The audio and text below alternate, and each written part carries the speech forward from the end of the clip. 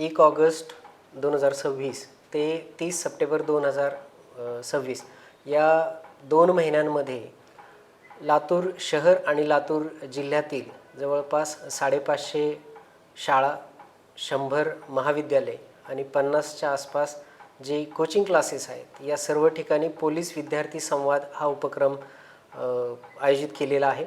या 60 दिवसामध्ये लातूर जिल्ह्यातील 23 पोलीस स्टेशन अंतर्गत येणारी ही सर्व शाळा महाविद्यालय जी आहेत, तर या सर्व शाळा महाविद्यालयांमध्ये रोज एका महाविद्यालयामध्ये या ठिकाणी हा उपक्रम राबवला जाणार आहे.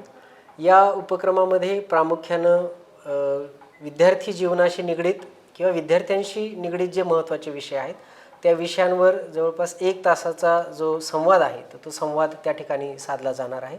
यामध्ये प्रामुख्यानं 2024मध्ये भारतामध्ये जे नवीन कायदे अंमलात आलेले आहेत, या नवीन कायदे आणि त्या कायद्यांमुळे जो झालेला बदल आहे आणि त्यामुळं जे काही त्याच्या फास्ट इन्व्हेस्टिगेशन आणि ज्युडिशियल प्रोसिजर सुरू झालेली आहे, तर याबाबत सर्व विद्यार्थ्यांना अवगत करणे.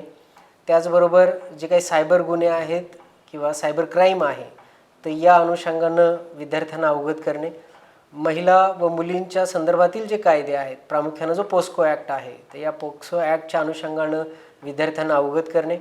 त्याचबरोबर शस्त्र अधिनियम असतील, कारण आपल्याला माहीत आहे की तरुण वर्गामध्ये विद्यार्थ्यांमध्ये आकर्षणापोटी हत्यारं बाळगणे, चाकू सुऱ्या बाळगणे असे प्रकारसुद्धा निदर्शनास येतात आणि त्यामुळं किती मोठे गंभीर प्रकार त्या ठिकाणी घडू शकतात आणि त्यामुळं त्या विद्यार्थ्यांचं जे काही करिअर आहे तर ते करिअरला कसं त्या ठिकाणी बाधा निर्माण होऊ शकते, तर याबाबत विद्यार्थ्यांना अवगत करणे. त्याबरोबरच मोटर वाहन कायदे आहेत तर त्याची अंमलबजावणी, कारण बरेच अल्पवयीन मुलं ही मोटरसायकल चालवतात आणि ती बेदरकारपणे चालवल्यामुळं त्यांच्या स्वतःच्या वैयक्तिक जीवनाला ते धोक्यात टाकतात, त्याचबरोबर इतरांचं जीवन ते धोक्यात आणतात. तर त्यामुळे त्या अनुषंगानं त्यांना अवगत करणे, कारण त्यांनी केलेल्या चुकीची शिक्षा ही त्यांच्या पालकांना भोगायला लागू शकते. त्यासोबतच पोलिसांच्या तात्काळ मदतीसाठी जी आपली 112ची जी सिस्टीम आहे, तर या 112च्या सिस्टीमचा त्यांना माहिती करून देणे आणि पोलिसांची तात्काळ मदत कशी मिळवता येईल याबाबत त्यांना मार्गदर्शन करणे. आणि या व्यतिरिक्त सगळ्यात महत्त्वाचा जो विषय आहे, जो केंद्र शासन आणि महाराष्ट्र शासनाने प्रायोरिटीवर त्या ठिकाणी घेतलेला आहे, तो म्हणजे नशामुक्त भारत जो आहे. तर या अनुषंगाने विद्यार्थी दशेमध्येच विद्यार्थ्यांना या नशेमुळं होणारे जे काही दुष्परिणाम आहेत त्या दुष्परिणामांची जाणीव करून देणं आणि या नशिली पदार्थांपासून स्वतःला कसं परावृत्त ठेवता येईल, दूर कसं ठेवता येईल याबाबत त्यांचं समुपदेशन करणं, मार्गदर्शन करणं, अशा विविध एकूण 10 कारणांसाठी आपण या सर्व पोलीस विद्यार्थी संवादामध्ये त्या विद्यार्थ्यांशी संवाद साधणार आहे. याचा पहिला टप्पा आपण यापूर्वी डिसेंबर आणि जानेवारी या महिन्यामध्ये घेतला होता, परंतु त्यावेळेस आपल्या सगळ्यांना कल्पना आहे की नगरपालिका महापालिका निवडणुका असल्यामुळं आपल्याला तो 100% त्याच्यामध्ये पूर्तता करता आली नाही. परंतु तरीसुद्धा त्या 2 महिन्यामध्ये आपण जवळपास 350 शाळा महाविद्यालय आणि कोचिंग क्लासेसमधील 1,17,000 विद्यार्थ्यांपर्यंत आपण त्यावेळेस पोहोचलो होतो आणि त्याचा आपल्याला निश्चित खूप चांगला त्या ठिकाणी फायदा झाला होता.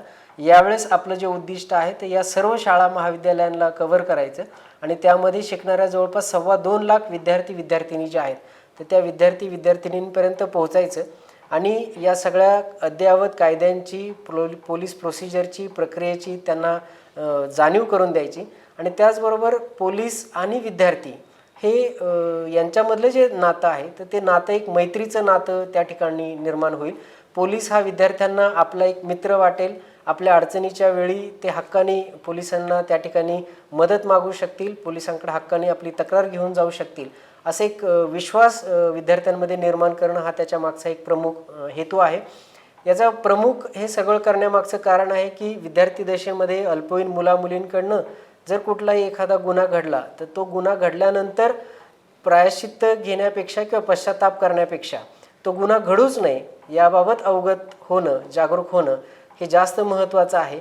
Prevention is always better than cure या उक्तीप्रमाणे आपण या विद्यार्थ्यांच्या हातून कळत नकळत कुठली चूक होऊ नये, गुन्हा घडू नये म्हणून आपण त्यांना आधीच त्या ठिकाणी जागरूक करण्यासाठी हा उपक्रम राबवत आहोत आणि पुढच्या 2 महिन्यामध्ये संपूर्ण लातूर जिल्ह्यामध्ये हा उपक्रम आपण पूर्ण ताकदीने त्या ठिकाणी राबवणार आहोत.